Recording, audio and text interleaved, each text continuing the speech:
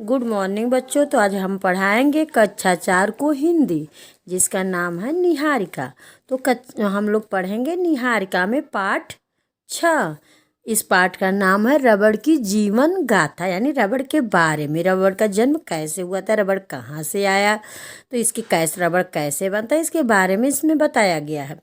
आज चंडीगढ़ से श्रेष्ठ के मामा जी आए हैं। मामा जी श्रेष्ठ के लिए ढेर सारी खाने की चीज़ों के अलावा लिखने पढ़ने की कई चीज़ें भी लाए हैं। उनकी लाई चीज़ों में से श्रेष्ठ को सबसे अधिक पसंद आई है चित्रकला की कॉपी, पेंसिल और रबड़।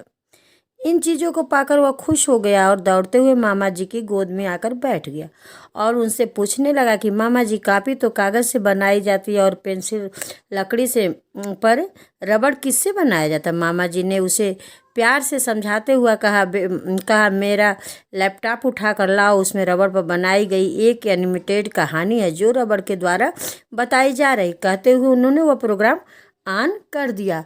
तो बेटा, चंडीगढ़ से किसके मामा आए थे? श्रेष्ठ के मामा जी आए थे और उसके लिए ढेर सारी गिफ्ट लाए थे, उपहार गिफ्ट लाए थे। उसमें उसके लिए वो बहुत से सारी चीज़ें लाए थे, लेकिन चित्रकला की कॉपी, पेंसिल, रबड़ श्रेष्ठ को बहुत पसंद आया और वो आकर अपने मामा जी से पूछा कि मामा जी, कॉपी तो पेपर से बनता है और पेंसिल लकड़ी से बनती है, लेकिन रबड़ किससे बनता है? तो मामा जी ने बोले, लैपटॉप लाओ और मैं उसमें उसकी आत्मकथाएं सुनाए, उसकी कहानी सुनाए, रबड़ के द्वारा बताई जाए, जो रबड़ खुद बताया गया है। उन प्रोग्राम को ऑन कर दिया और सबसे जिसमें रबड़ कह रहा था, नमस्कार, मैं रबड़ हूँ। मेरा जन्म अमेजन बेसिन में हुआ था, वहाँ से अंग्रेज मुझे भारत लाए। धीरे धीरे मैं हर तरफ फैलता चला गया। मैं एक पेड़ के रस से बनाया जाता हूँ। मुझे तैयार करने के लिए पेड़ के तने में पहले छोटे छोटे छेद किए जाते हैं। इन छेदों के नीचे टीन की छोटी छोटी बाल्टियाँ लटका दी जाती है। छोटे से छेदों से निकला रस इन बाल्टियों में इकट्ठा हो जाता है या दूध जैसा होता है, इसे लेटेक्स कहते हैं। तो देखो, रबड़ अपने बारे में बता रहा है कि मैं अमेजन बेसिन में हुआ था और मुझे यहाँ अंग्रेज लाए थे। मैं धीरे धीरे हर तरफ फैलता गया और मैं एक पेड़ हूँ। पेड़ के तने में छेद किया जाता है और उसमें बाल्टियाँ लटका दी जाती है, छोटी छोटी बाल्टियाँ, और लटका दी जाती है। छेदों से निकला रस इन बाल्टियों में इकट्ठा हो जाता है। बच्चे, आप लोग भी कभी किसी पेड़ को छेद करते होंगे तो उसमें पानी के जैसे निकलता होगा। उसी तरह रबड़ के पेड़ में दूध जैसे निकलता है और वो दूध जैसा निकलता है उसे इकट्ठा करता है और जानते हैं उसको लेटेक्स कहते हैं। ये एक पेड़ से लगभग 2-3 लीटर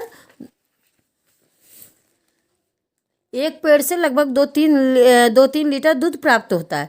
इसी से मेरा निर्माण होता है। तो रबड़ बताया कि मैं एक पेड़ से हूँ और मुझसे पेड़ के तने में छेद कर दिया जाता है और उससे दूध निकलता है, उसे लेटेक्स कहते हैं और उस पेड़ से कम 2-3 लीटर दूध तैयार होता है।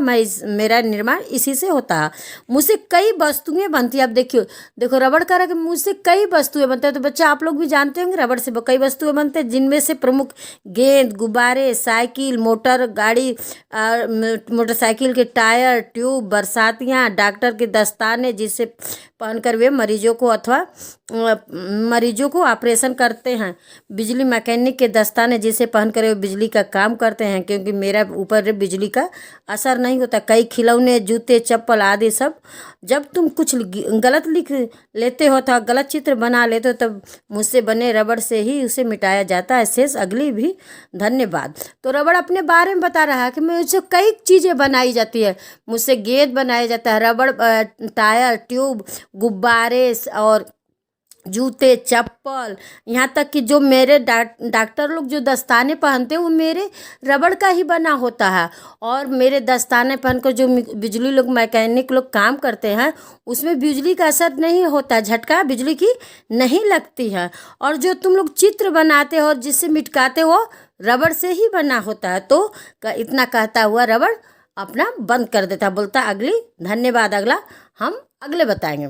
फिल्म के खत्म होते ही श्रेष्ठ तपाक से पूछ बैठा, मामा जी, हमारे देश में इसके पेड़ कहाँ से पाए जाते हैं, कहाँ कहाँ पाए जाते हैं? तथा मामा जी ने बताया कि इसके पेड़ दक्षिण भारत के दक्षिण भाग तथा पूर्व के राज्यों में पाए जाते हैं।